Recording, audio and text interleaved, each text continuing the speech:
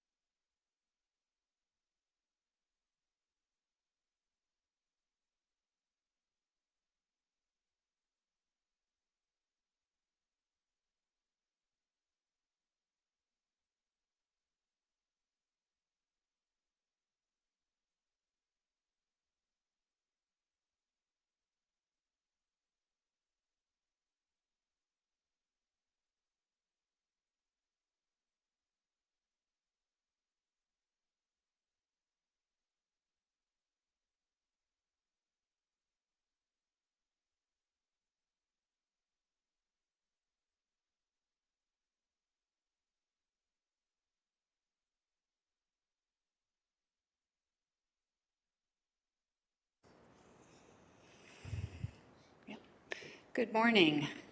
Welcome to the General Issues Committee Budget Meeting of November 28th, 2024. I'm calling this meeting to order. It's good to see everyone. Quorum is present, and joining me in Council chambers this morning, Councillor Tom Jackson, Councillor Tammy Wang, Councillor Mark Taddison, Mary Andrea Horvath, Councillor Danko, Councillor Kassar, Councillor Crutch, Councillor Alex Wilson. Virtually, we're joined by Councillor Matt Francis, Councillor Beattie, Councillor Pauls, Councillor Spadafora. I know that Councillor Nan is on city business this morning. She'll be joining us a little later. Okay, we're on to the approval of the agenda. Elsie McCrae, are there any changes? Yes, Chair. There's an added communication item 4.1 budget process changes CC 24003 and the report 5.1 2025 preliminary water, wastewater and stormwater rate supported budget FCS 24055 has been revised. Okay, thank you. I need a mover and a seconder to approve the agenda as amended to get it on. Councillor Crutch and Councillor Kassar, are there any discussion on that modified agenda? Seeing none, if we can go to an e-vote.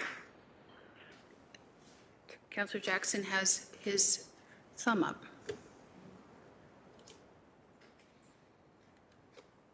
And so does Councillor Pauls.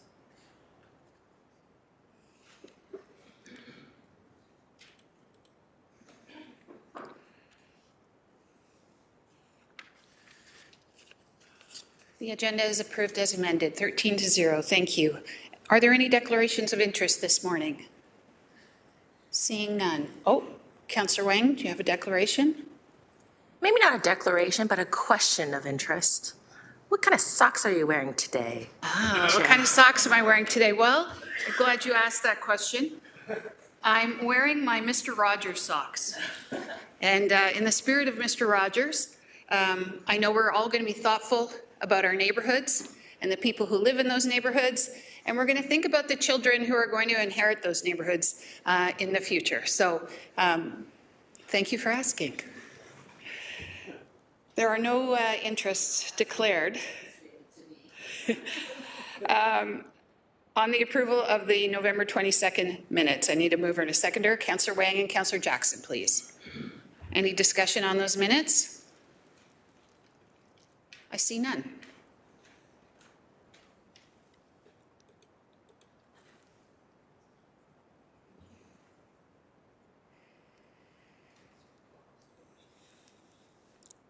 Councillor Pauls, your thumbs up? Yeah. Councillor Pauls, are you able to vote? Just voting on the minutes, Councillor Pauls. Yep, thumb up. Thank you. Thank you. 13-0, the minutes are now approved. We're on to a communication item, which is 4.1 on your agenda. A mover and a seconder to receive it. Councillor Danko and Councillor Alex Wilson, please. Let me catch up here. Let me just add a few comments, if I could, as your chair. So this communication item, if I have it, yes, it is a memo. It states out what we've already known about regulation, I think it's 530.22, which sets out the strong mayor powers and how that applies to the budget. The mayor has set her directive and done her job. Staff have done their job and provided and responded. But it is my job and my responsibility as budget chair to have framed this in the appropriate way. So please accept my sincere apologies as your chair, as it was and is my responsibility to have provided this frame when we first met, which was last week. So if you have any animus, please direct it to me. And if you need clarifications on the questions or the consequences of what we know in the framework that we know, I'll try and direct those questions the best as possible. So it has been duly moved and seconded. Are there any questions on that item?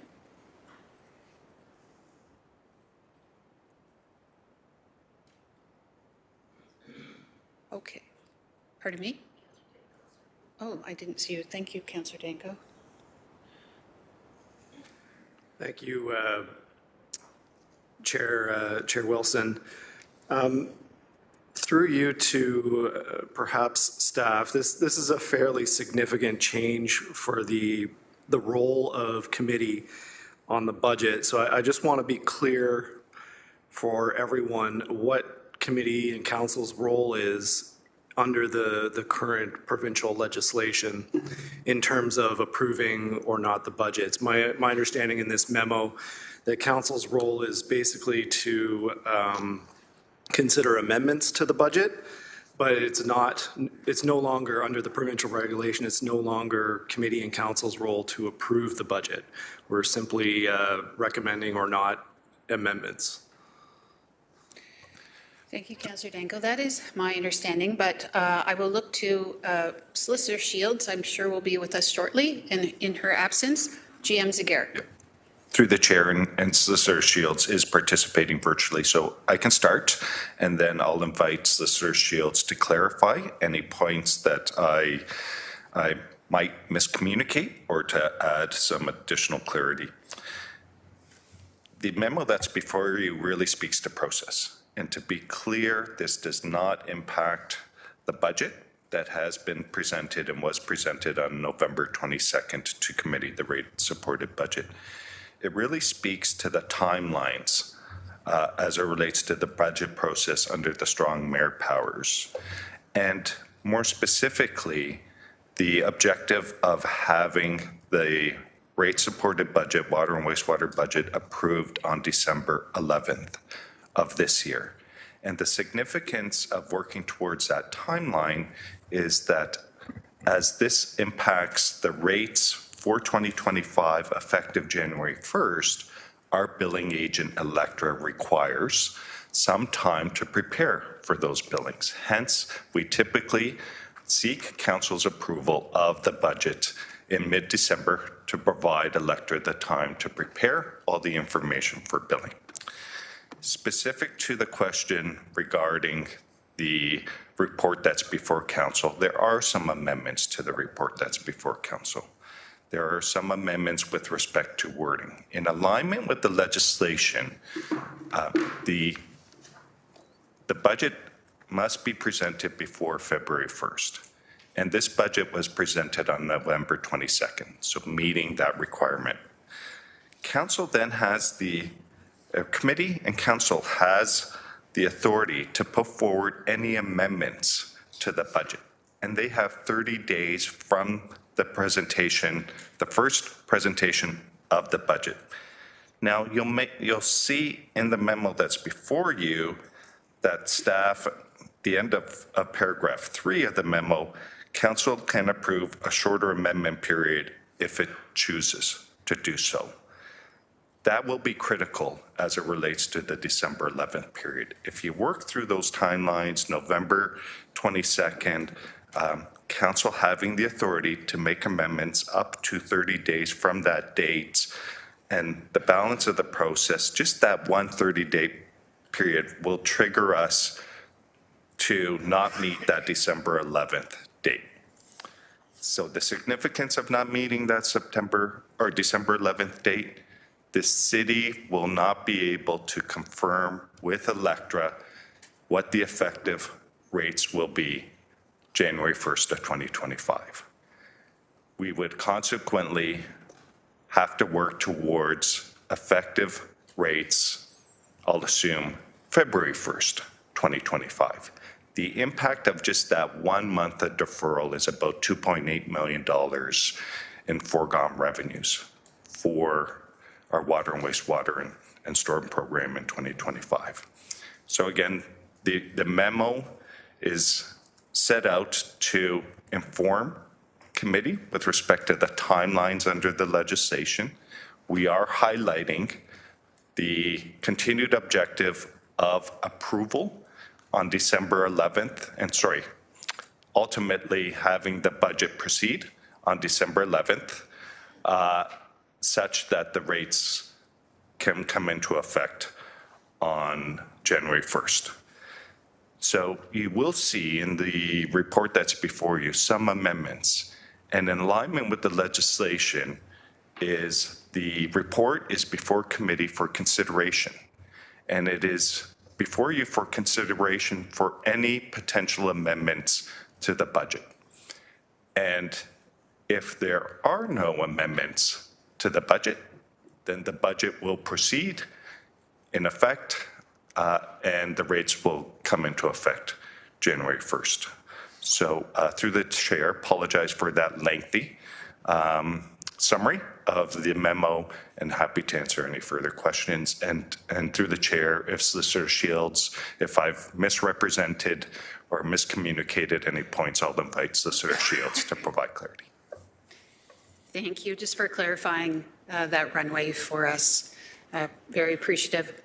Councillor Danko, you still have the floor. Thank you. This is a new process that we haven't at this municipality followed before. As per the legislated changes from the provincial government. So my understanding is we're bringing our budget procedures in line with that provincial legislation. But I think the really important thing for committee to understand and to appreciate moving forward is that today committee and council's role is to make amendments or consider the amendments that may be brought forward. If no amendments are brought forward, the budget simply moves forward. It's no longer committee and council's role to approve or deny the budget. We're simply reviewing any changes. And just on the timing, just to be clear, that December 11th date was strategically chosen to finalize the budget for it to be able to move forward. There's pretty significant consequences if that doesn't happen, and there's a consideration by committee and council to shorten the date that there is the 30 days for amendments. So just really important that everybody, because we've had some behind the scenes discussions on this, obviously, but this is new information for this committee and council. And I think it's critical that we all understand what the process is moving forward. Thank you. Thank you. Next, so folks know, Councillor Wang, followed by Councillor Kretsch, followed by Councillor Jackson. Councillor Wang. Thank you. Through you, Chair, just a question on W being struck out, because it is an advocacy perspective, and I know that it may not be in line with this directive. However, adding that to the document or taking that, I'm just questioning why it was taken out, because there is just that additional bit of information or direction that could allow us to go and appeal to other orders of government. It's on page 6 of 6. It's at the very top. It's in bold. That's been struck out. Thank you. My understanding, and I'll seek confirmation, is that the regulation pertains to the budget. Oh, I see. And only the budget. It doesn't pertain to actions that are externalities, if you will. I'll ask City Solicitor or GM Zagarek to confirm, or please correct me. Through the chair, that is accurate. I'll highlight another change for transparency. The original version included a recommendation L, which was a communication recommendation with respect to the 2026 stormwater rate. As what is before committee for your consideration is the 2025 budget. In order to align with the legislation, we have amended the report to reflect all the information and requirements as it relates to 2025. And so a bit of housekeeping to ensure that the recommendations that are before you are specific to supporting the 2025 budget. Any items outside of the budget have been amended. And for instance, the original recommendation L will come before committee and council as part of the 2026 budget. Oh, okay. Thank you. My second question is a bit more procedural. I just really want to understand this a little bit better, because as we have strict timelines and this budget is part one of a two-parter budget, so how will this legislation and our timelines be affected for part two? Because in part two, we also have public delegations, we have department days where, and that doesn't necessarily fit within a 15-day window. So what does this mean for part two of the budget in its entirety? So your question pertains to the tax and the tax funded operating capital? Yes. My understanding is the legislation pertains to, we have decided to sever our rate because of the Electra issue and the financial consequences of not meeting that deadline. And then the regulation would pertain to that in and of itself in terms of the timelines. But I'll look to Solicitor Shield to correct me if I'm wrong, through the chair, or through me. Through you. Thank you. Through the chair. Yes, you are correct. We have a two-part, we divided our budget into two parts, the tax supported and the rate supported. And the tax, both of them have the same timeline. So the clock starts ticking once the budget is presented. So the tax supported was, the rate supported was presented on November 22nd, I believe. And so the 30-day window for amendments starts during that period. And when the rate supported budget is presented on January, I don't have the date in front of me, but that date, then the 30-day window again for amendments starts for that particular budget. So there are two time triggers for the two types of budget that the city presents. Does that answer your question, Councillor? So I guess sorry, excuse me. So definitively, we have all of those prep days. So we have all of those departmental budget presentation days. Those are technically not presenting the budget. It is just literally presenting the what the departments are putting forward to be included in the budget.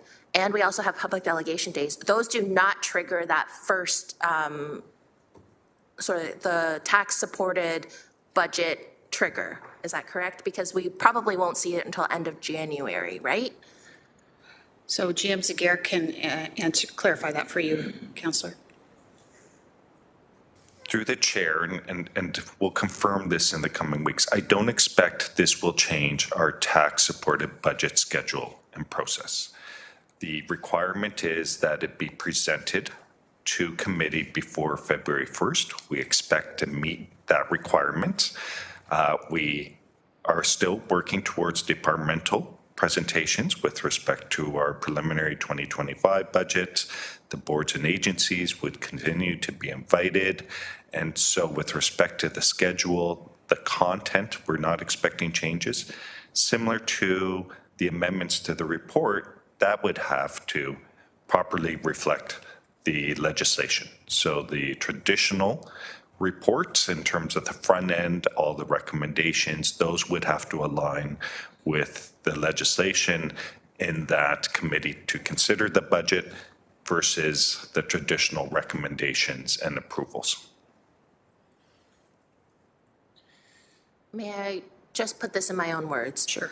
So it strikes me that we have a deadline of February 1 to present the tax-supported budget, which includes capital and operating, and that has to be presented to us before February 1. That's correct. At the February 1 date, there is a 30-day clock for us to do amendments. The clock starts on the day the budget is presented in January. Right. So that is before February 1. And then we will have to have a fully amended budget before the end of February to be inside of that 30-day window. So in turn, it sounds as though we still have, we're still able to do all of the same things that we were previously planning on doing. Pretty much. Okay. Through the chair, yes. Just the 30-day period is as it relates to the budget being presented. So for instance, if the budget were to be presented, and I'm not suggesting it's being presented January 1st, so not to get anyone concerned that we're inviting you be fun. to Chambers January 1st. If it were to be presented January 1st, that would allow committee to make any amendments up to January 31st. That's the significance of the 30 days. But because it's not being presented on January 1st, imagine that it's being presented on January 29th, for example, we would have until February the 28th-ish. Yeah. Through the chair, so we are looking to stay with the schedule that's been presented and to still align with that February, I believe, 11th or 12th date. I can't recall exactly what date. So it would be presented in advance such that the 30-day window would allow for, again, the budget to be adopted on the February 11th or 12th. Okay, perfect, thank you. That was just, I was confused about all of these. Thank you. Councillor Critch, please. I want to summarize what I think I understand, just get a yes or no, and then I have two questions about the amendment process and then one about last year's process. So my understanding is, pretty simply, the mayor presents two budgets. One's a rate budget or a water budget. One is a tax budget. We get presented those budgets through staff's presentations. We have an option to make amendments to those budgets. If we don't make amendments, the budgets are then finalized on a certain date. Zagarek, please. Yeah. Through the chair, that's correct. Good summary. Thank you.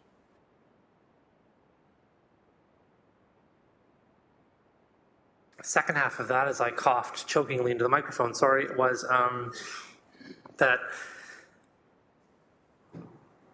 there are periods where we can offer amendments, and those amendments can be vetoed by the mayor, but then 2/3 of us could say, thanks for the veto, but we're going to overrule that veto. Once that process completes, then the budgets are approved. Is that also a generally fair understanding of the situation? Through the chair, that's correct, and those timelines are identified in the memo that's before you. Right, so I guess the question I have for the chair or whomever is exactly how the amendments will be dealt with. So I know we have a 30-day timeline. I get all the stuff that's in the report, but what isn't outlined is the activity. So let's just say January 23rd is what it says, so the tax budget will be presented to us. We then kind of have a week of, I don't know what goes on there, and then February 1st to the 30th, right? We would then have a time to put forward amendments, and then there's a process in that process where vetoes or, overriding goes on. I guess what I'm asking is what's going to happen between January 23rd and the end of February in terms of how to actually bring those amendments here. We'll be having certain meetings for amendment bringing, or those kind of happen offline and I'll show up at the end of February for one giant discussion. Like, I'm just trying to understand what the process is in February, from January 23rd to February, the end of February. What does it look like to bring amendments? And when will we actually get a copy of that so we can start to look at it for making amendments before January 23rd? Okay, thank you. Let's take your last question first, if I may, in terms of if the question is, when will you be delivered the tax-supported rate and capital? Is that your question? Okay. I'll put that question to GM Zagarek. Thank you.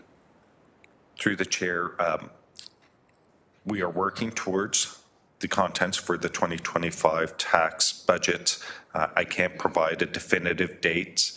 I know traditionally we've presented it either before the holidays or just after the holidays. And so again, senior leadership team are working towards finalizing it.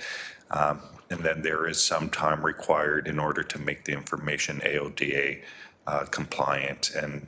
And so again, unfortunately, I can't provide a definitive date at this time, but we would look to provide that information as in the past, either before the holidays or just after our holiday shutdown.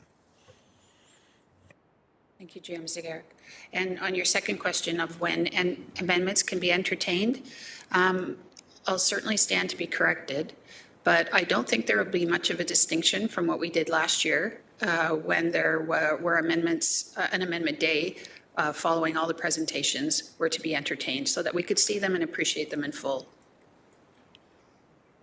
If No, I'm- that's really if I- helpful. If I have erred on that. Yep.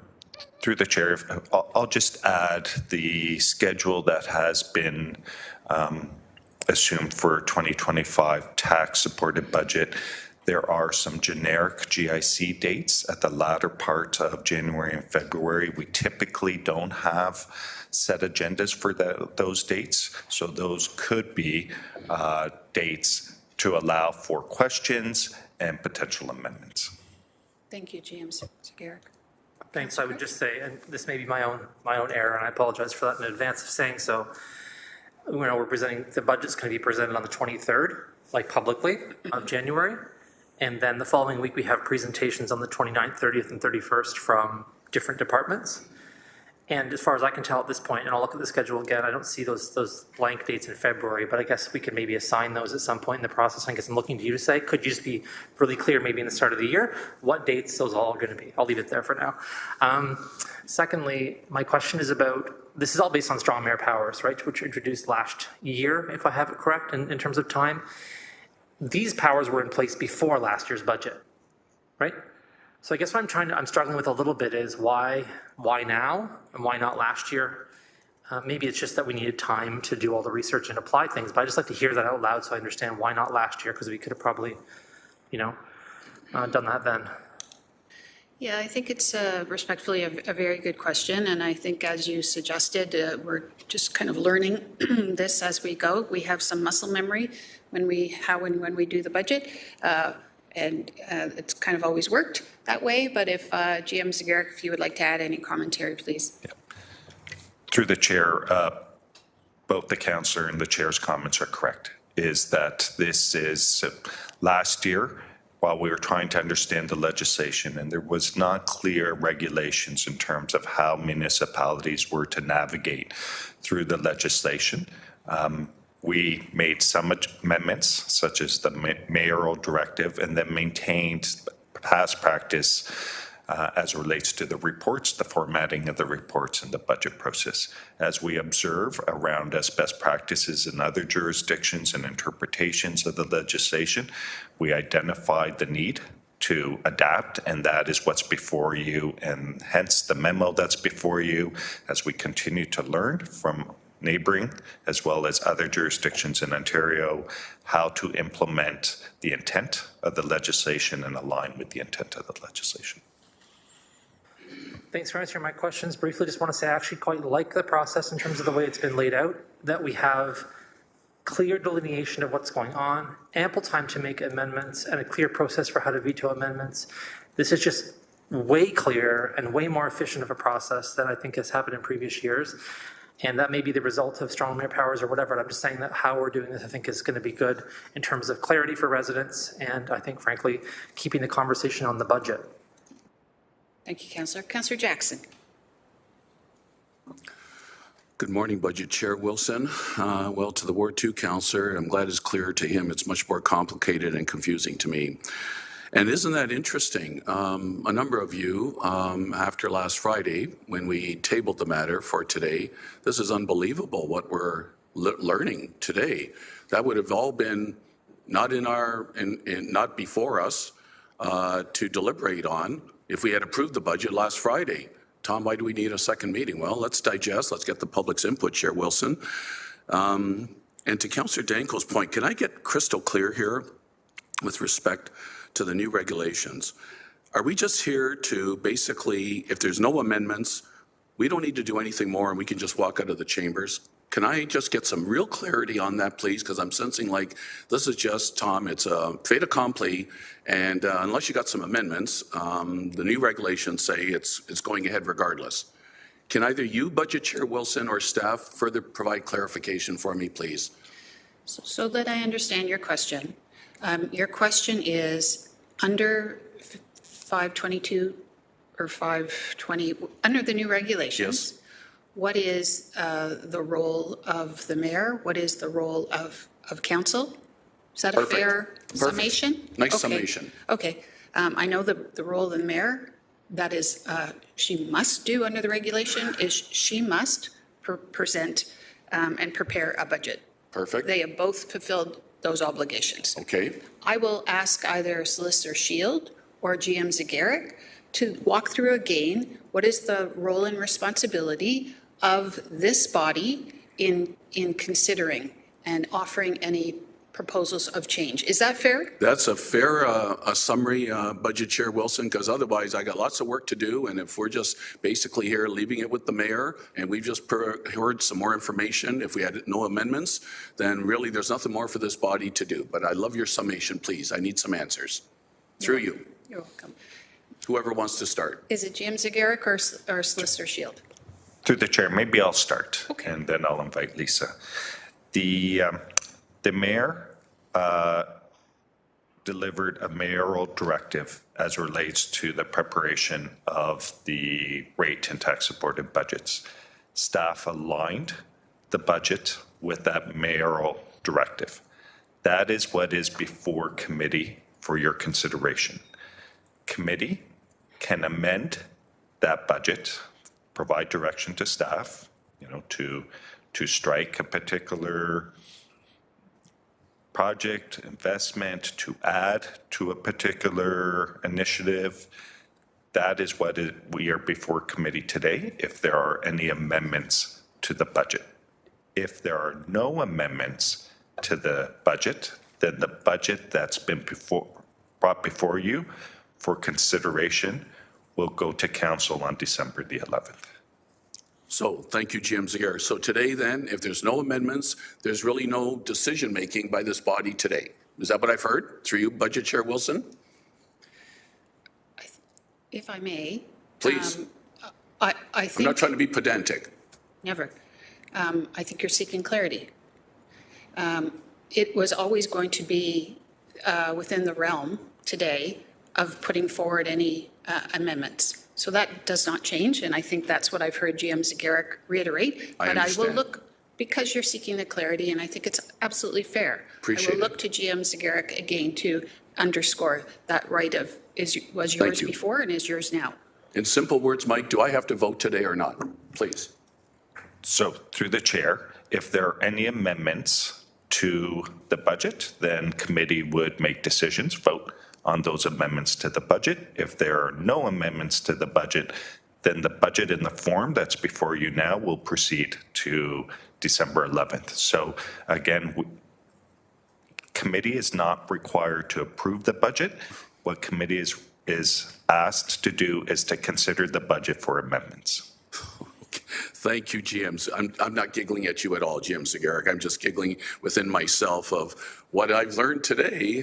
Thank goodness for the 6-day referral to today, what I've learned. Thank you, GM Zagarek. So really, I've got no decision today if there's no amendments, because they'll go to December 11th. Can I also ask on the L, Budget Chair Wilson, it looks like to me it's been stroked out. And Elsie McCray and I were over the last few days working on something because I wanted a separate vote on the stormwater fee, i.e. rain tax. And I see now it is stroked out for approval to be effective April 1st, 2026. Does that mean then the stormwater fee is in a state of abeyance and at some future time you'll come back for deliberation? Through you, please. Thank you. Here, my cheap take is, because in L, 2026 was referenced, this process and the purview of this process only applies to 2025. So it would kind of be deemed out of order, but I'll ask Solicitor Shields or GM Zagarek to comment, please. Okay. Through the chair, that's correct. It is, again, a few housekeeping amendments in order to align with the intent, and that is information specific to the 2025 water budget, is we've ensured that any of the recommendations are specific to what is required to support the 2025 water budget. L was intended to be a communication item as to what is expected in 2026. For that reason, it's been stricken from the recommendation and will come back before committee for 2026. So thank you, GM Zagarek, and thank you, Budget Chair Wilson, because politicians, talking to politicians often is very important for me as well. So then my consistent vote against the stormwater fee. Today, I don't have to worry about explaining to constituents that somehow it was embedded in the water, wastewater rate budget that's going to December 11th, because I'll get another chance next year in light of what's going to potentially be implemented in 2026. I've summarized correctly, GM Zagarek? Through the chair, that's correct. Thank you. Very good. And so then, Budget Chair Wilson, you tell me now, when can we make comments then, favorably, unfavorably, about the overall budget before us, even though I can't vote on it today? Thank you. I'm just getting some counsel from our LC McRae that Perfect. we're on the communication item per se, not on the report per se. I can wait then. Okay, Thank you very much, Budget Chair Wilson, for your indulgence. Thank you. Oh, no, thank you. We're on to Councillor Pauls next, please. Thank you. And, you know, when this just came out now, I was like Councillor Jackson. If I don't understand it, how is the public going to understand that we do not even have the power? We just have the mayor that she decides. So I understand the process now. The process, I thought it was about timeline, and we need to do the timeline. But in my opinion, what's happening is you're taking the power of the councillor even to debate certain things, because even if we put an amendment, do we debate on the amendment and then the mayor overrides it? And so that's what I don't understand. Are we giving our power to say, we'll listen to the budget? We'll have to agree. If we don't agree, we'll do an amendment, but it might not go through and the mayor's going to override it anyways. So I'm just saying, if we don't understand it clearly, how would you want the public, when they're going to email me saying, why did you vote for so-and-so? Why did you vote for the budget? If I have no power, I don't understand it. Okay. Just so you know, your camera was cutting in and out, but I can see you now. I could hear you throughout that. I'll look to the solicitor, but my response to you, Councillor Pauls, is what will you say? This is set out in provincial legislation. It is a requirement of, I believe, the 26 municipalities now that fall under this regulation. That is the answer. Okay, that's the answer. So therefore, you know, I could not do any work anymore, just agree with everything and say, well, that's the legislation. Is that it I'm going to say? I'm going to say, what is the duty of a councillor? I just want to know, because already people have emailed me, said that, you know, 5.9, 6, whatever, 6.9 is not acceptable. That's my problem. That is what I don't understand. I understand about the process. I understand about timing, but I do not understand what's a role in looking at the budget. Okay, Councillor Pauls, thank you for that question. I think if you would like myself, or probably more appropriately, GM Zagarek, to go over that your role that is provided for you under the legislation is you can put forward amendments as previously. But Right. I'll ask But GM I Zagarek. heard, excuse me, but I did hear, even though we put an amendment, that the mayor can override it. So let's say I don't want this, you know, tax on the water rate, but the mayor can override it. So what's the use of putting amendments? Like, I don't understand. So I'm just saying, I just want to be clear. I just that need a we're question from you, debating please. this. The question is this, we're debating this because I believe all of us are a little bit confused or don't understand really what's going on. And it started with Councillor Danko saying, well, we really don't have power, and the budget is going to be the budget, and we have to agree with it. And that, to me, is a problem. Anyways, so that's my statement. I want to understand it better, and I want the public to understand it better. That's my point. Thank you. Thank you. It is the duty of staff to prepare the budget and present it to council according to the mayoral's directives. They have done that. Okay? It is the prerogative of a member of council to put forward amendments. That prerogative was enjoyed previously, that prerogative is enjoyed now. Okay. Councillor Alex Wilson.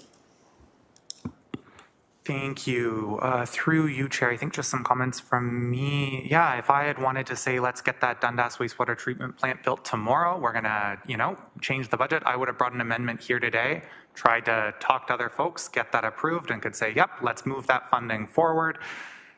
That's how I would have done that. I wouldn't have achieved that goal by voting against the budget whole hand. I would have brought a solution to the table and tried to convince other people that this was the better way to do it. Under the system we're hearing about now, I have to bring a solution to the table and convince other people need to do it. It's just some of the people I need to convince are maybe changing a little bit in terms of how much their vote weighs. That's my understanding. I think it's been repeatedly confirmed. Just wanted to put that out there that for me personally, I'm seeing this as par for the course, and just wanted to share that. Councillor Kassar, please. Thank you, Budget Chair Wilson. Just one question, going back to what Jim Zegarac provided in his overview earlier on this morning, just around that 30-day period and the prerogative of council to shorten that 30-day period, and the fact that 30 days would take us past the point of being able to implement January 1st.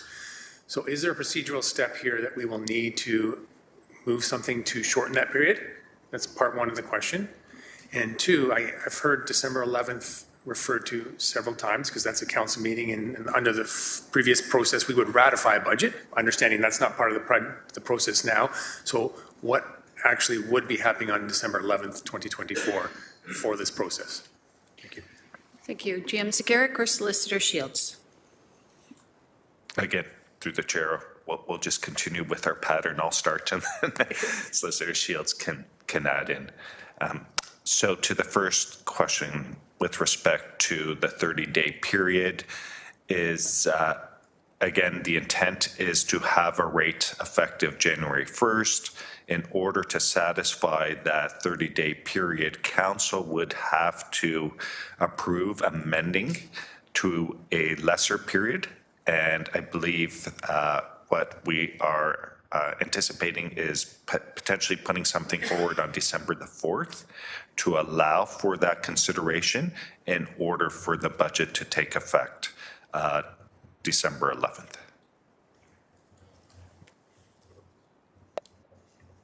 Councillor, are there any other first-time speakers before I move to second time? Seeing none. Councillor Danko. Thank you, and I do appreciate this discussion because this is a significant change in approach for this committee in one way, but in most of the practical ways of debating the budget, nothing has really changed. It is and remains this council's role to consider the budget in good faith.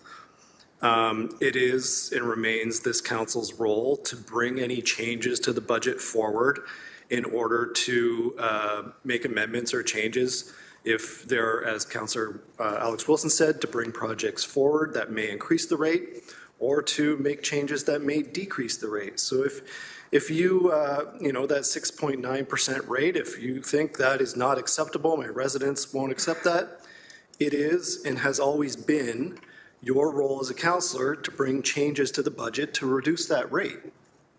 So that hasn't changed.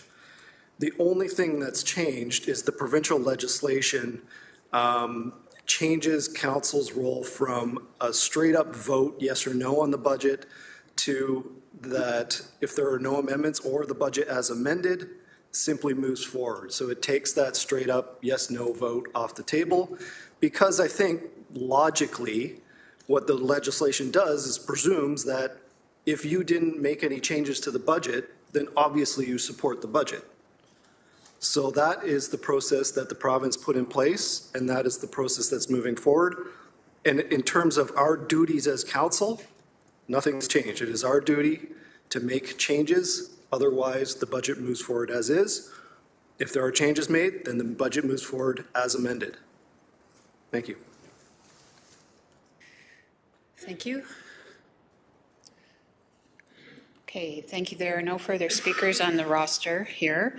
So we are on the communication item, which has been duly... Oh, I beg your pardon. Councillor Spatafora.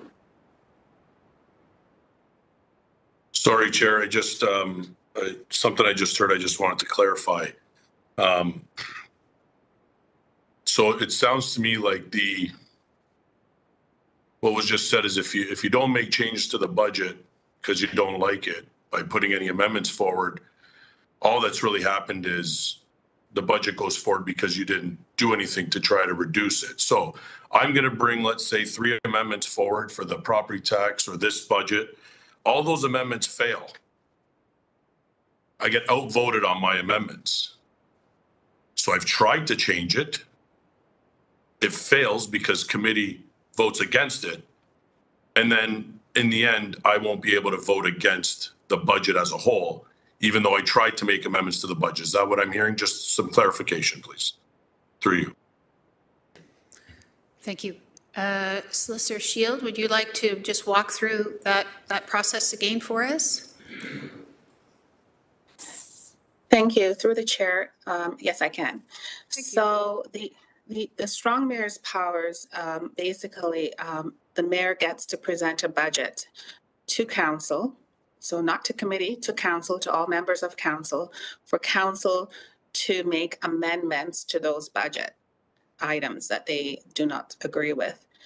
If there are amendments and they're passed, the mayor can veto those amendments if she chooses to do so, and council also gets a chance to override that veto by 2/3 majority.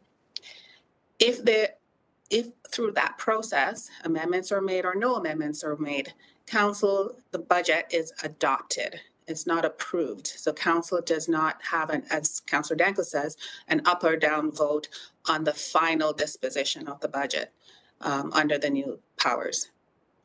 Does that answer your question, Councillor Spatafora? Yes, that does. So basically that last meeting where council adopts the budget, there's really no point.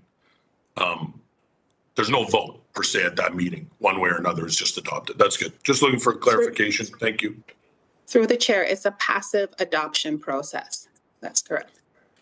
You're getting a thumbs up, Solicitor Shield, from Councillor Spatafora. Thank you for that thorough response.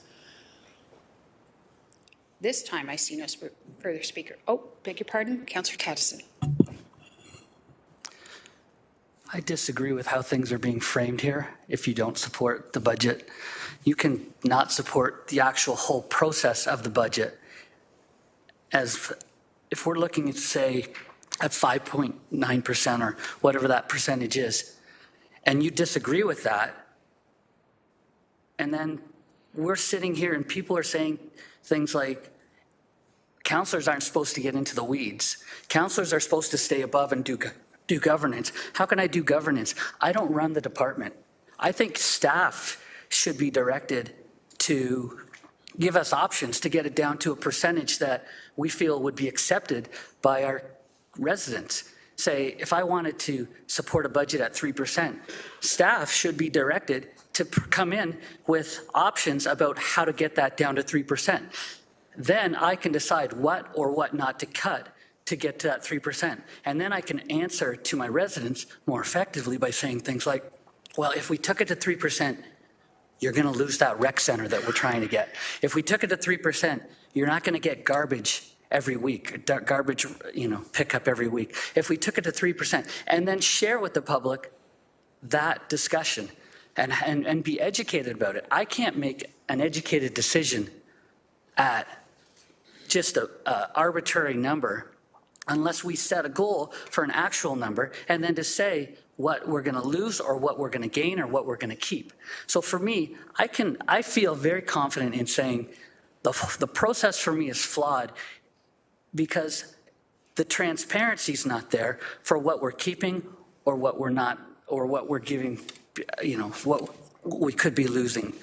So I disagree with framing it and saying, if you can't bring amendments to it, that's your fault, Councillor.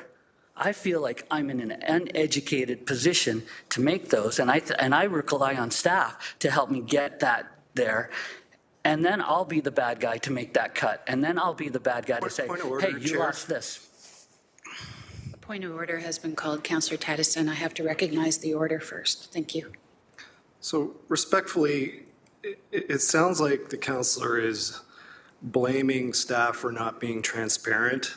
Not at all. And I, Not at all. Counselor, I didn't please. hear that at all. Can I, Councillor Tadison, allow Councillor Danko to finish explaining why he called a point of order? Thank you.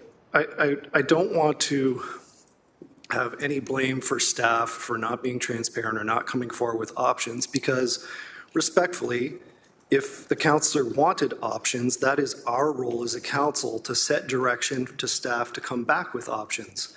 And in the mayoral directive, she's already done that. So once again, this is not staff not doing their role or jobs. This is our job to direct staff.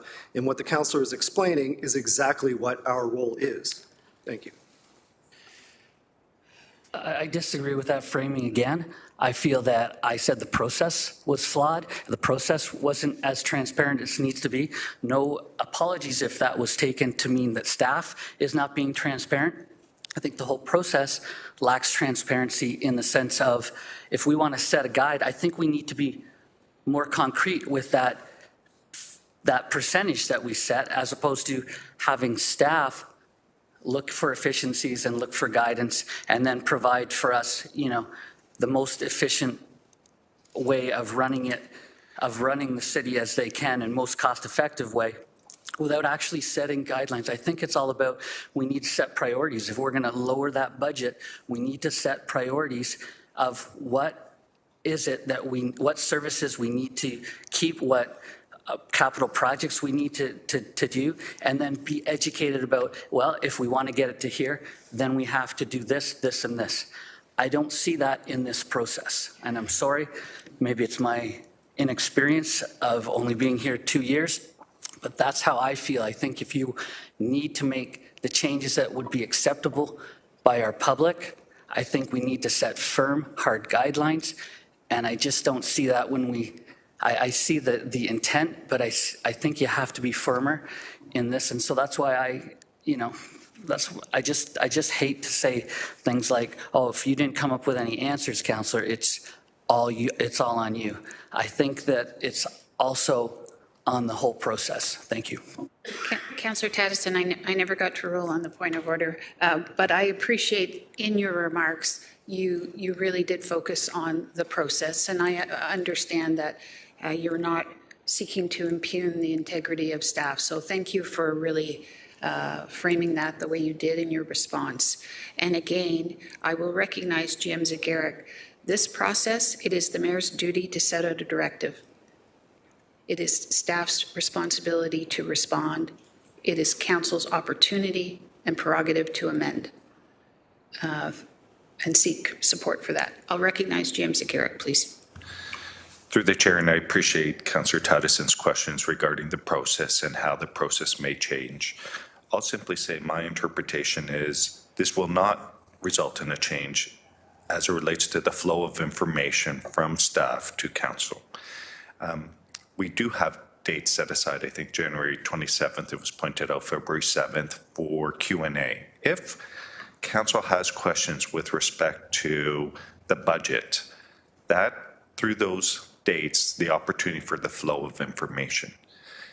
If that information informs an amendment, council can then put forward an amendment to the budget. So again, I'm not interpreting the process, the change, to limit the flow of information. I'm assuming that continued flow of information, questions, and answers that may inform the budget will continue. It's just the action items that now are more definitive as it relates to these timelines, and that an amendment would have to go forward from council, be voted on to amend the budget as presented. Thank you. Councillor, you still have the floor, if you want. I appreciate that, GM. Again, I think for me, it comes down to what's more important to keep, what can be let go. If we set that firm amount, say it was 3%, then tough decisions are going to have to be made. And I think those tough decisions need to be made I think they need to be presented to us by staff so that we can make those tough decisions in an educated way. And that's all I'm going to say. And I appreciate your answers and no intent to say anything about staff in a negative way. Thank you. Thank you. Recognizing Councillor Beattie, please, and then second time speaker, Councillor Crutch. Councillor Beattie? Thank you, Chair, and through you, a quick comment, and I'm just going to kind of put my cards on the table that completely agree with the words that Councillor Tattison just offered. And I'm completely flabbergasted and just, my head's spinning, Chair. I don't know how to offer a constructive comment on this. It really seems futile. I'll leave it at that, Chair. I'm incredibly jarred as an outcome of the information provided at this meeting as to what our role will be moving forward, or consequently won't be moving forward. And I think that's the most important part. Any first-time speakers?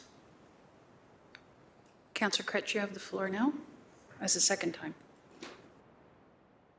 Thanks. I'd like to try and take the temperature down from jarring to maybe something else, and offer a couple of brief wrap-up perspectives here. What I hear, two anxieties are being expressed. Anxiety number one is people are worried about how they're going to communicate with their residents about their decisions about the tax budget.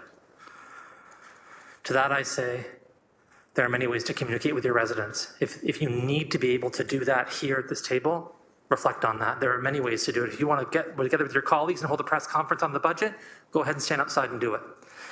Secondly, I think that when we're talking about actually putting amendments on the floor, that is the opportunity to do the work. So I think that we really need to make that clear here. If you disagreed, Councillor Tattison or Councillor Beattie or anybody else, Councillor Jackson, if you disagreed with what was happening here, what you'd say is, okay, I think that I'd like to be able to put an amendment together to get the budget from such a percent to such a percent. I'd hope you just meet with staff and say to them, okay, what's that look like? And they would say, well, every percent's worth between $12 and $14 million or whatever it is. And so to get us down, we'll need about $28 million in savings. Then you would sit with them and have a conversation and they would say to you, okay, these are some areas here where you might be able to find some savings, right? Then you just put that in writing, bring it here, and we'd vote on it. So it just requires a more active role for us as councillors. Instead of us just saying, no, we don't want the budget, or just coming here and saying, we need to sharpen our pencils, we actually have to put it in writing what it is we're actually proposing with the help of staff, who are absolutely happy to meet with you as far as I understand it, and bring them here for a vote so that we can directly engage with the budget itself, not just make comments about our disapproval of it. So I think this process makes complete sense, it's perfectly clear, and does not take anyone's power away here. 2/3 of this body has the final say. Councillor Jackson for a second time. Thanks, Budget Chair Wilson. With all due respect to the Ward 2 councillor, I don't think it's a better process at all. The fact that I can't, what I heard from the city solicitor, basically it's a passive adoption. Seriously? I'm going to communicate to my constituents. I had to passively adopt the water rate budget because I didn't put any amendments forward.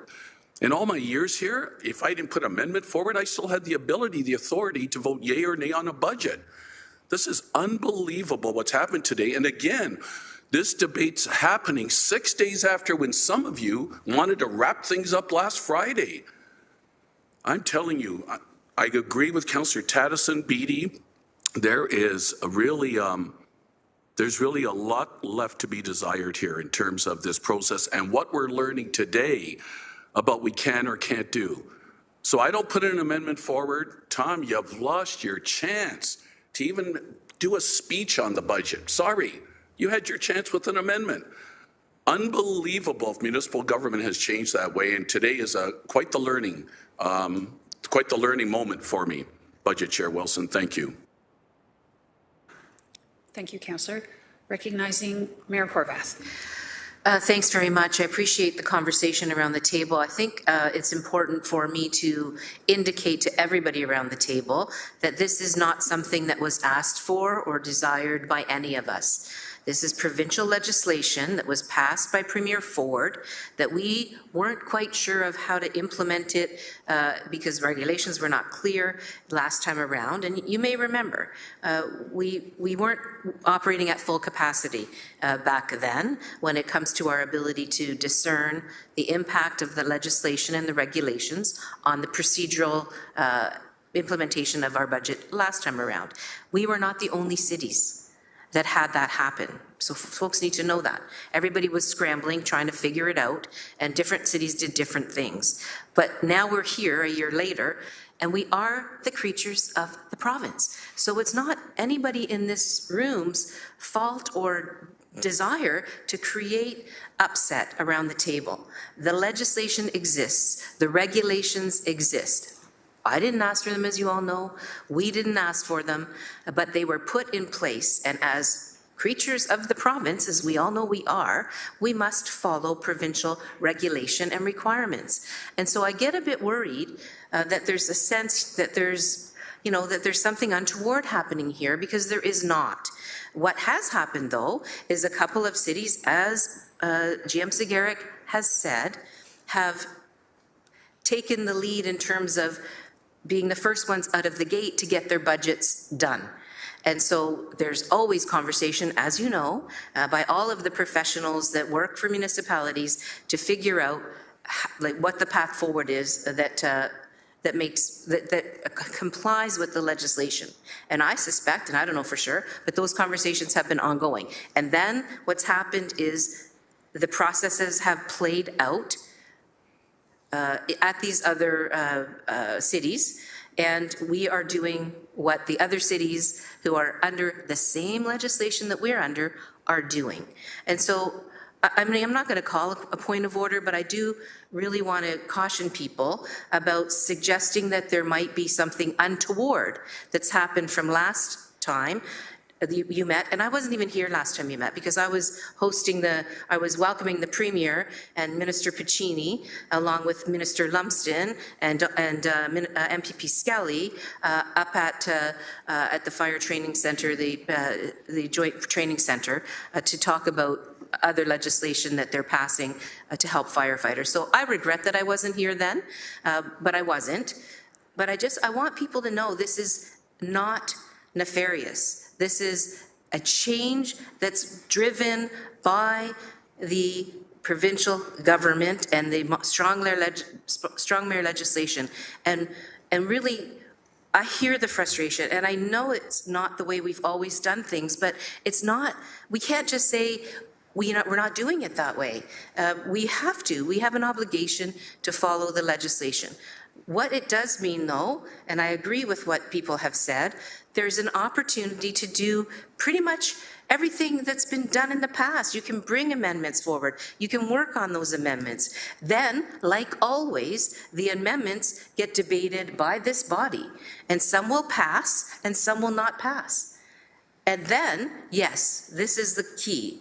There is an extra step because of strong mayor powers that requires me then to decide if the budget as amended by you, not by me, by you, but then I get to decide as strong mayor whether I want to veto any of those amendments. And if I do, then you have a chance to overturn that veto. Now, we all know that we've been through this process once before, and I don't want to, take off any scabs. But it's the same process, actually, that happened when it came to decisions around housing. And so I'm sorry, Councillor Francis, that I had to raise this, but I have to. And so that's the process. So if you think about it in that way, it's the same process that I triggered. Let's put it that way. But it's the same process. And so I'm kind of. I get it that people are frustrated and that the process isn't something that folks necessarily support, but we all have an obligation to follow the provincial legislation. And I think all of us regret that that's not something we were on top of last time around when the legislation had just come forward in the regulations. But we do have an obligation to follow the legislation, which is what, as I said, some of the other cities have already done this time around and didn't necessarily do it last time around either because they were like us, trying to figure it all out. So I apologize for taking so much time. I really didn't want to have to kind of get into it, but I thought it was necessary as mayor for me to kind of explain to folks how I see it how it unfolded for us and why we are where we are now. And I certainly do understand the worry and the frustration that people are expressing around the table.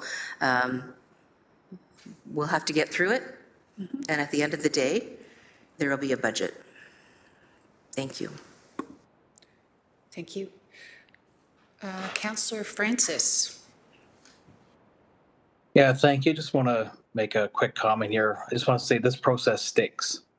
The strong mayor powers are dangerous and undemocratic. They should be repealed, and we should let council do its job. Thank you.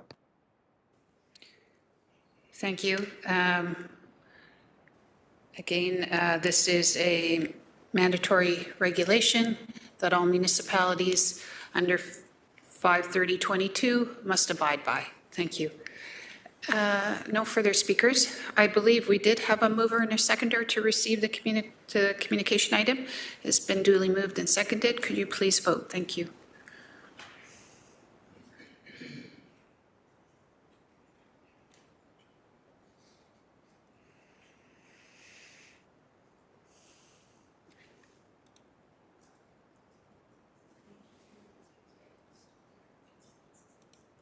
Thumbs up from Councillor Pauls, thumbs up from Councillor Nan, and a thumbs up from me, please. Mine's refreshing. Thank you. That carries 13-1. Okay, thank you. On to 5.1, which is the report. I need a mover and a seconder to put it on the floor. Councillor Kretsch, Councillor Wang, thank you. Any discussion on the report? And if you could put yourself on the speakers list accordingly, but I will recognize Councillor Jackson because I saw his hand. Thanks, Budget Chair Wilson. So again, I apologize if this is being repetitive.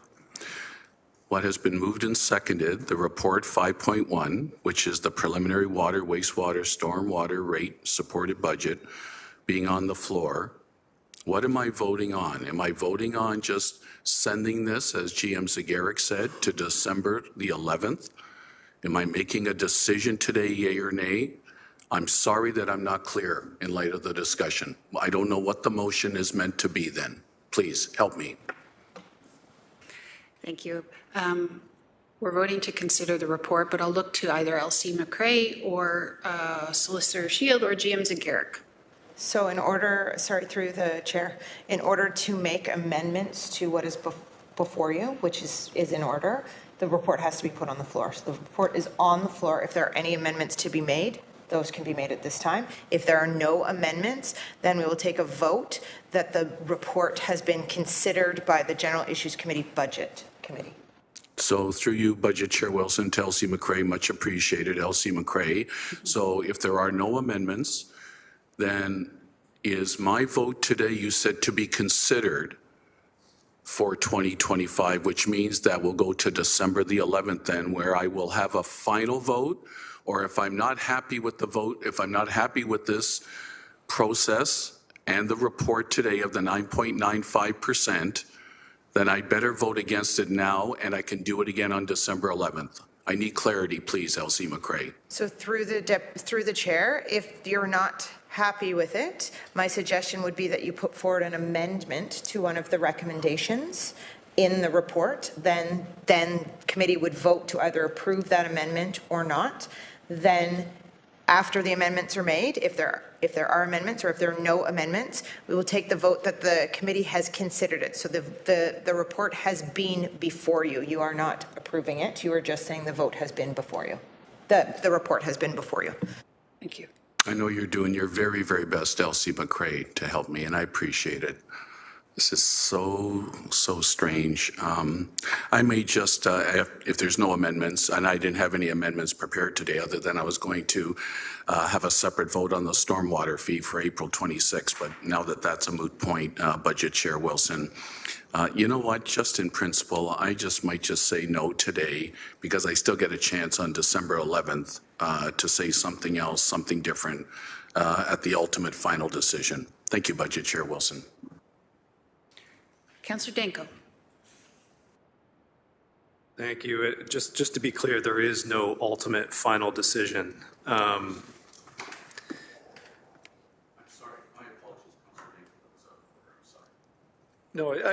it's a big change, and it took us a long time and a fairly substantial discussion behind the scenes to get our heads around it as well. So, you know, I totally understand. Okay, what I wanted to discuss was item L, which is the proposed stormwater SDU fee of 74 cents, $270 annually. So I understand that that's been struck and the reasons for that being struck. However, that doesn't, this issue of what we're going to move forward with the stormwater fee doesn't go away. And we've already started discussions with some of our anchor institutions to help them plan their business cases based on what the stormwater fee is going to be. Because, for example, if you are an institution that has a lot of hard surface that is going to be paying a significant stormwater fee, you have an opportunity to implement mitigation measures, but you need to calculate how much you're going to invest on mitigation versus how much your credits are going to be against the stormwater fee that you'd be paying in order to work out that business case. And this number is a critical part of our anchor institutions and commercial institutions and commercial partners to be able to figure out what they can do to mitigate stormwater. So we had talked a little bit offline about a report back in January on this issue. Since it's not in the budget, is it still necessary to bring direction forward for staff to report back in January, or staff can just do that under their delegated authority? Thank you. It's a bit fuzzy because it's not before us right now. But I think you're asking something that is not for us to focus on, but I will look to GM Zegeric for any comment, or Director Winters. Through the chair, I would ask if there could be a motion directing staff to report back on with a report that summarizes the changes since 2023 that result in the increase in the single-family unit. And by providing that motion, then staff would report back summarizing it's principally a number of factors. Capital is a primary factor. The additional investments in stormwater management, as well as the credit incentive program, and then some administrative costs such as the billing and just the administration of a stormwater. So that report would provide that level of detail so that committee, council, and the community would understand the factors resulting in the forecast increase in the single-family unit. Thank you. I think I understand the context, but I do apologize. I do, if in fairness, want to look to Elsie McRae because I need some procedural insight, because there's no L upon which to trigger a motion. So procedurally, Elsie McRae, would we do that at the conclusion of this agenda outside of 5.1? Through the chair. Through the deputy mayor, through the chair, absolutely, we can do that as a motion after we deal with the report. That's not a problem. Thank you so much for that. Councillor, I hope you don't mind me seeking that clarity as chair. I have language for that already prepared. I will forward that to the clerk and to the rest of committee and bring that forward under motions. Thank you. Appreciate your understanding. Thank you. Councillor Pauls. Thank you. And through the chair, can I ask Councillor Danko a question? He said something, what behind the scene discussion did you have that I wasn't aware of? Because this morning, I'm dumbfounded. I'm just shocked at the process. So I just want to know what behind scenes discussion did you have before this morning? Apology. I don't really think that is in order right now. We have 5-1 on the table. Your questions, comments, or amendments are per the report. Thank you. I find it kind of strange that I didn't know, and most of us, I think, didn't know about it, or some of them do, because of what the line of question it's been today. It's been a little bit, yeah. Okay. Councillor Pauls, if you would like to assume in a future year the role of chair and vice chair, that will be your duty in which well, to I never get the privilege of doing it because, never mind. Thank you. Yeah, I just respectfully, Councillor Pauls, I think the suggestion was that there was some secret meeting. It is the obligation of the chair and the vice chair to ensure that we are instructing a process that is informed by the legislation. And that was the conversation, the extent of it. Thank you. Thank you, and thank you for that. That's why I wanted to know. And if that's what you did, that's fine. But the way Councillor Danko made it sound was like they had a conversation. So that's what was my question. So thank you for that. You're very welcome. Thank you. Are there any further speakers on this? Seeing none. Okay. On 5-1, it has been duly moved and seconded. We require an electronic vote to ensure that the report has been considered.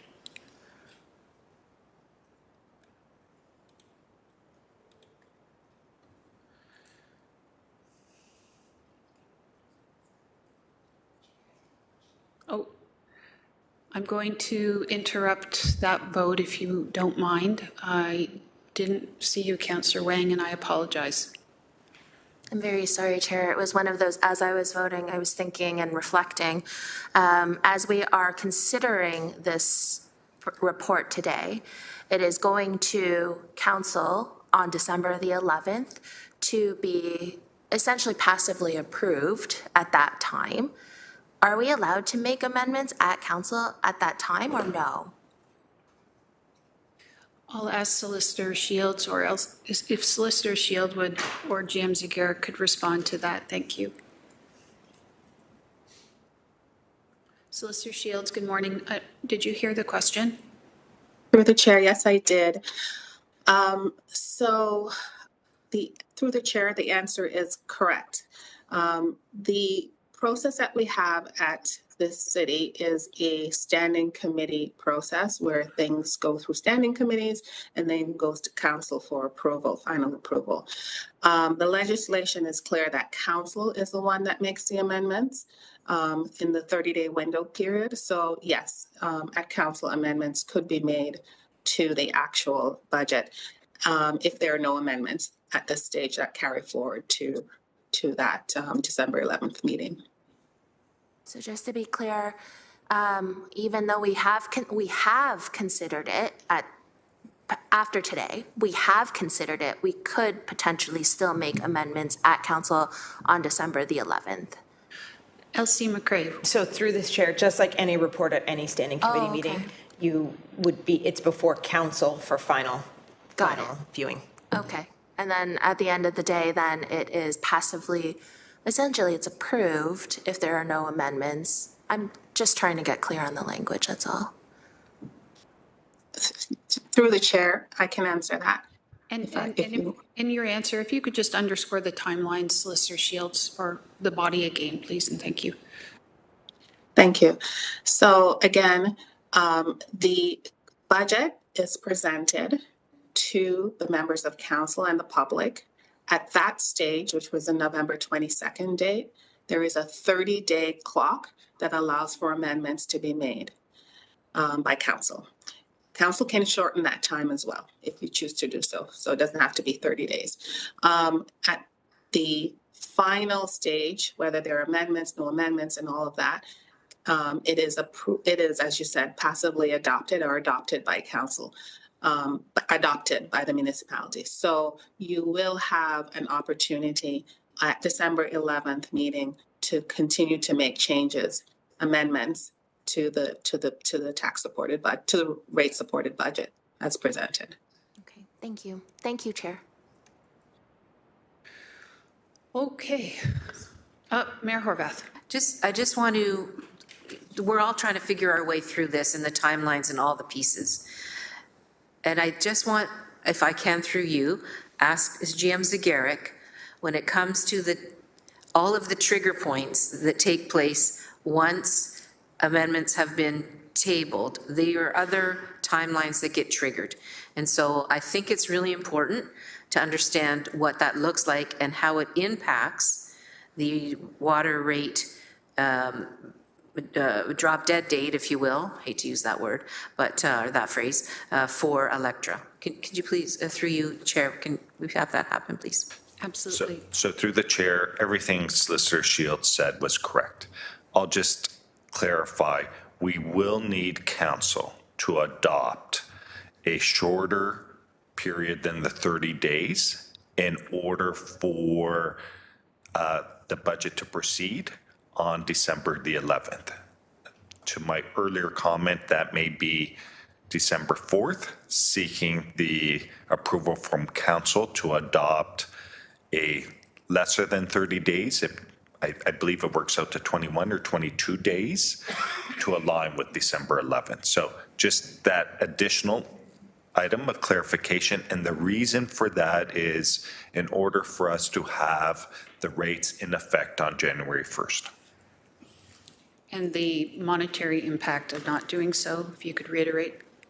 Through the chair, just assuming a 1 month delay would represent approximately $2.8 million in foregone revenue. Thank you. Sorry, Councillor Wang. And everybody's good? Okay, thank you. I don't have anybody else on the speakers list. Elsie McCrae is giving me the eye. So through the chair, I didn't close the vote because I didn't know how long it was. Everyone's voted, so yes. If everyone's fine, I will close the vote then. Yeah. Yes, okay, great. Thank you. Thank you. Correct, yes.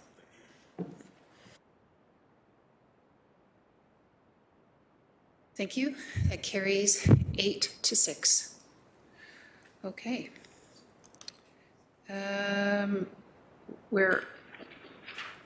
Oh, yes. I was going to go to adjournment, but we have a motion that we heard about earlier, so I'll recognize Councillor Danko. Thank you.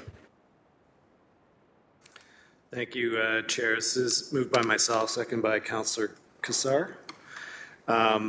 That staff report to GIC in Q1 of 2025 with an analysis summarizing the factors contributing to the 2026 forecast changes in the stormwater fee to $270.10 per annum, and that staff identify any options that would further support the forecast stormwater management investments to realize a largely revenue neutral transition to a stormwater fee structure.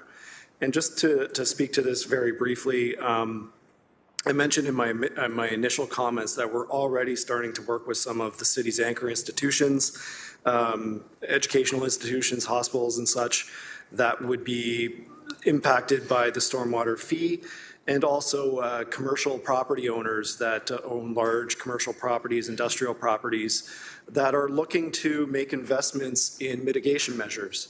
And I think that is a really good news part of the stormwater program, is that we are already seeing very large impervious owners that have large impervious asphalt surfaces wanting to make investments in mitigation, wanting to reduce their impact on stormwater runoff that, of course, directly led to or leads on a regular basis to untreated sewage entering the harbor and Hamilton's waterways. But in order for them to move forward with their business case justification for those mitigation measures, they need to have a rate at which they would otherwise be paying in order to calculate what their stormwater credits would be, and then they can calculate forward the cost of the mitigation measures and make that business case.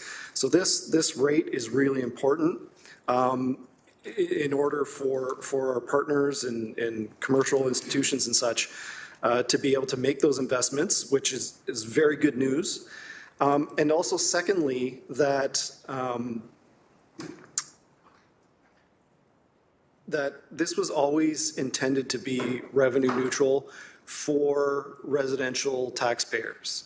So the portion of the stormwater that was previously funded through the water bill and a portion through taxes is coming off the water bill.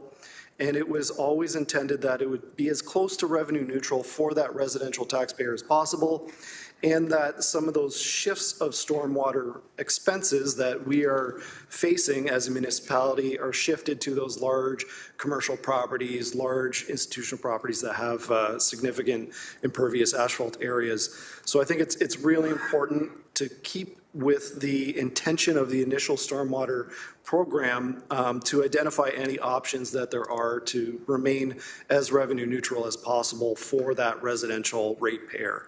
So this direction will, I think, address both of those.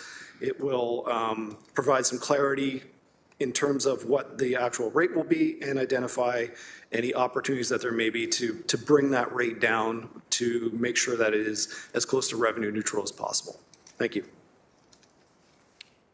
Thank you.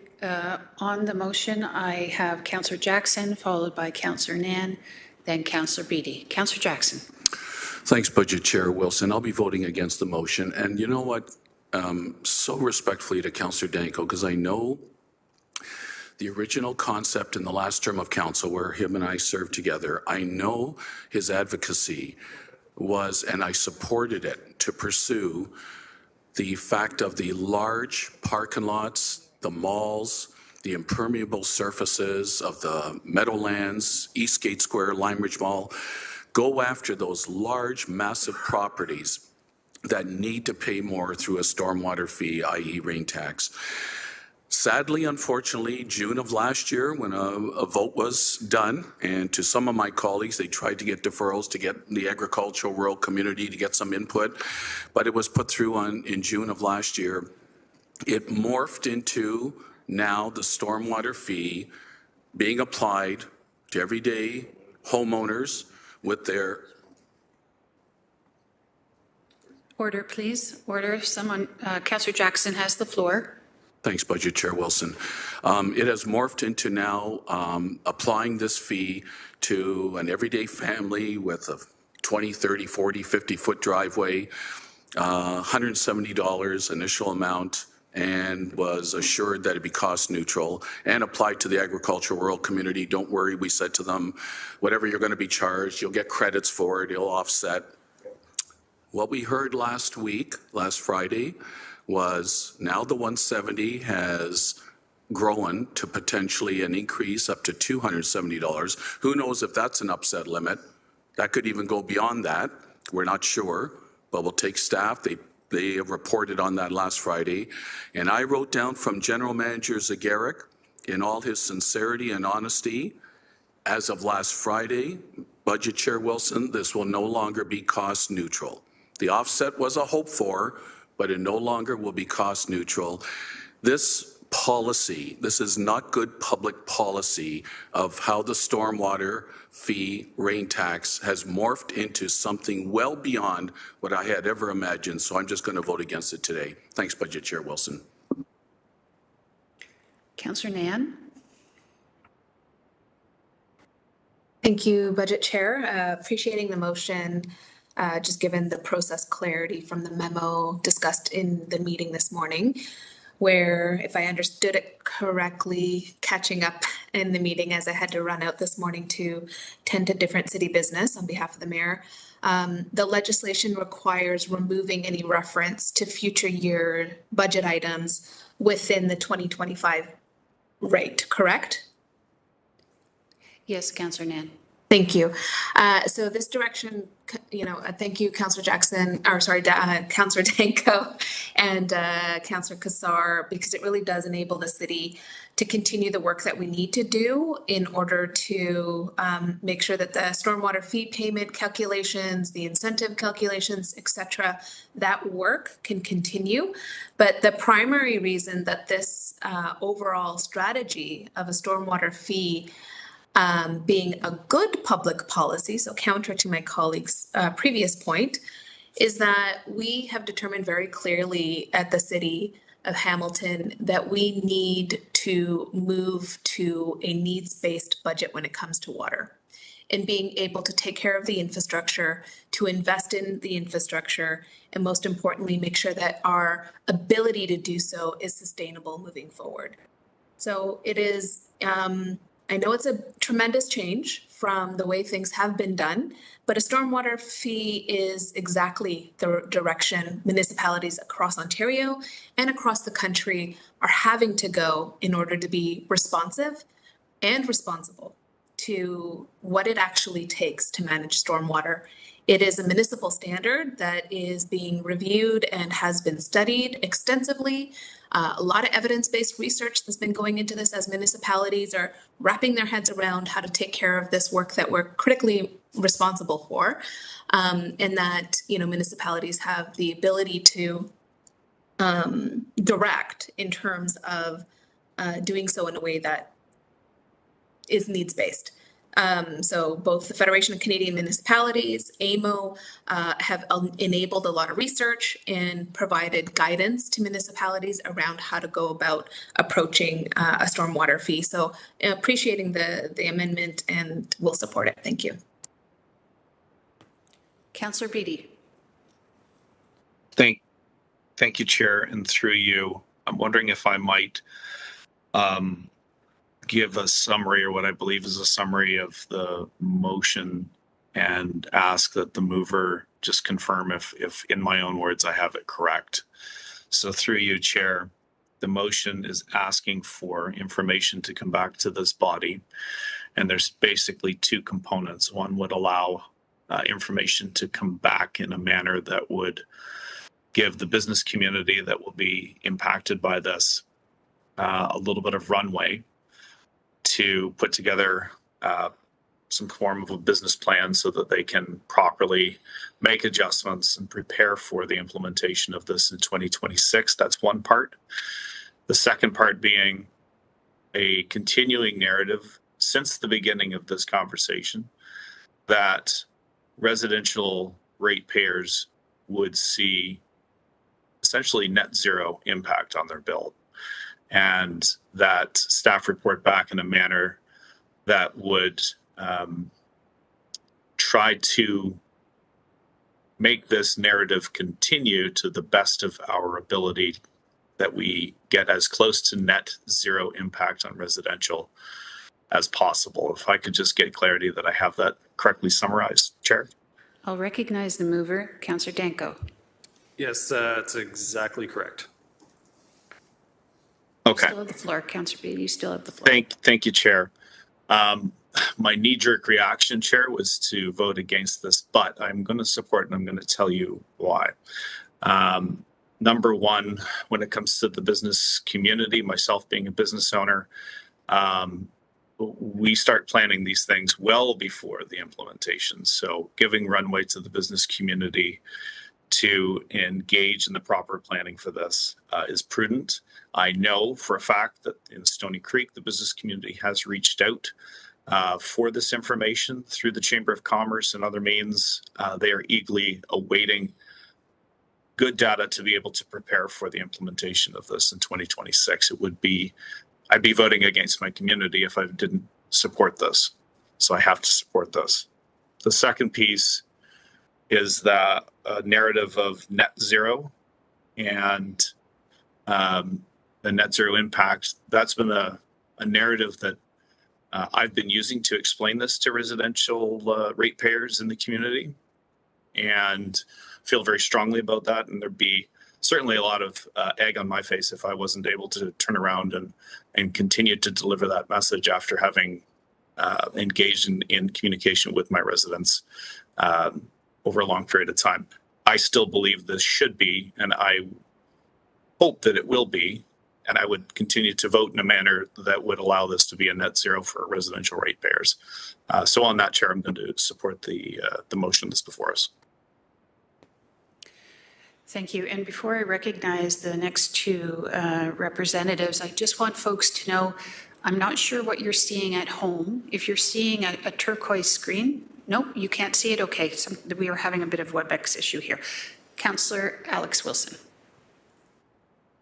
Thank you. Through you, Chair. I think my understanding of the information and getting here is just a little different than what's been shared. So I'm just going to share my understanding of how we got here. We moved forward with a stormwater fee of that $170, and I thought that when that was presented, that was very clearly based on the information of our current spend at the time, with acknowledgement that we had EAs, other studies coming back in the 0 to kind of 3 year period that could potentially add work to the program. And so that was a point in time 170 number based on the capital plan that existed then. When some of those studies came back, we are presented with the results of those studies, recommendations for future works. We voted to put those things there. We then also had the 170 number. There was another caveat to that 170 number based on how the exemption program was changed.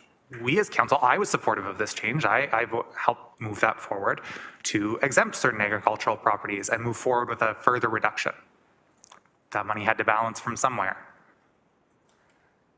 I just want to be very clear, Chair, that from my perspective, at every point in time, staff have been clear about what the assumptions were based on, what information was forthcoming that might change those assumptions.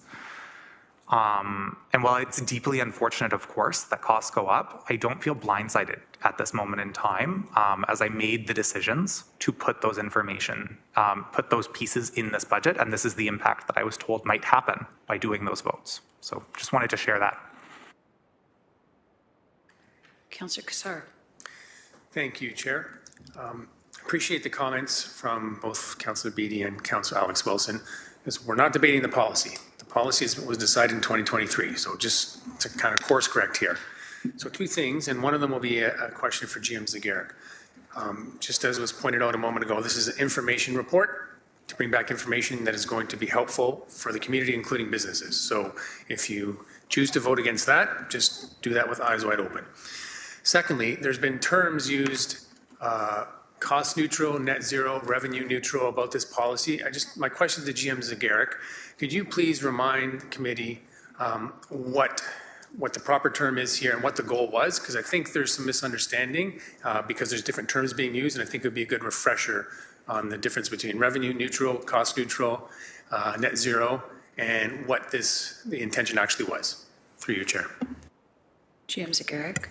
Through the Chair, my understanding of the intent of the motion is for staff to bring back as a gentle reminder some of the information that's already gone to committee, had been received to committee with respect to the investments in the stormwater program and the impact that is having on the forecasted rates projected for 2026. So a bit of education with respect to where we were in 2023, where we're headed in 2026, not new content.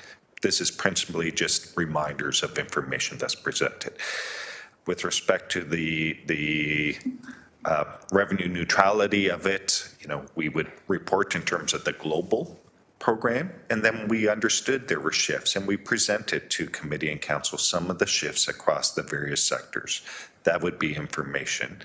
We offset, staff made recommendations to offset after consultation, and that is the green credits and some of the Harper credits. So again, the intent is not to create new information, more so to remind committee where we've been over the last 2 years, and as well just some of the financing decisions that were made with respect to funds to reserve from reserves that affect the overall global revenue neutrality, just so the committee understands how those factors contribute to that. Thank you, Chair. And just to summarize, I think the key term I heard from GM Zegeric was the goal was to be revenue neutral in terms of revenue to the city, and that will be further explained, and council or committee will be reminded if this motion passes in a report in January. Thank you. Thank you. There's no further speakers. Beg your pardon, Councillor McMeekin. Yeah, first, thanks, Chair. First, a bit of an apology. I feel terribly bad about missing the meeting Friday. We were burying a brother, and today I had to have some emergency dental surgery, so I just beg your forgiveness for that. I mean, some things are out of our control. But I do want to explain, I don't make a habit of skipping important issues. I absolutely understand. There's no apology necessary. Yeah. Okay, I appreciate that. I just wanted to put that on the record. I wanted to brave putting that on the record. It's not easy to talk about. Just on this issue, let me just re-articulate some concerns I have. I'm for moving forward. I'm a big fan of keeping clean, drinkable water, as you know. Water is our most precious resource on the face of the earth. We need to steward it with incredible care. We do also, however, have to balance that with seeming to be reasonable in the constituency when we make commitments to people. I was, as were some of our rural colleagues, quite concerned about some of the implications of some of the fees, and I acknowledge we made some tremendous movement on that, which I'm deeply appreciative of. My biggest concern all along has been around the household charge.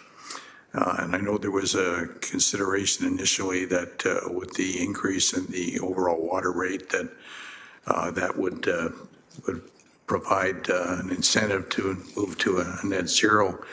When I hear and talk to colleagues between Friday and today, and those moments that I've had about the escalation on the per unit issue, particularly referencing folks in the rural part of our urban rural places where they're on septic tanks and wells and there's no sort of water system. I get very, very concerned about the fairness and equity and simplicity of that, which were our initial goals. The whole idea of fairness, I continue to struggle with that. I don't want to see us go to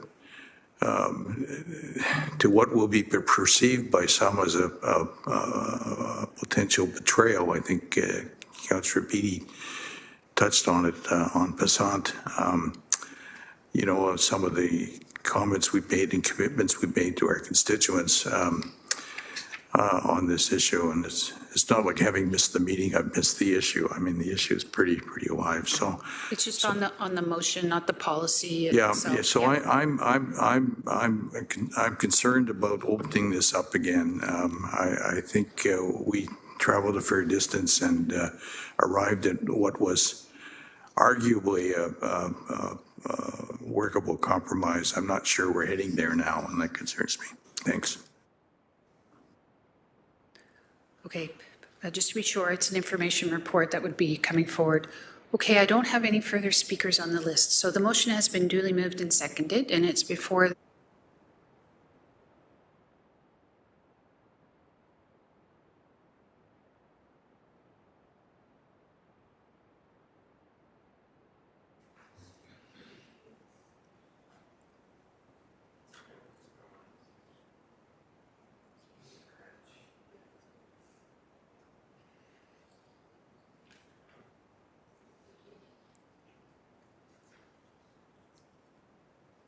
Thank you. That carries 10-4. I need a motion to adjourn. It's moved by Councillor Wang, and it is seconded by Councillor Kretsch. Thumbs up from Councillor Pauls.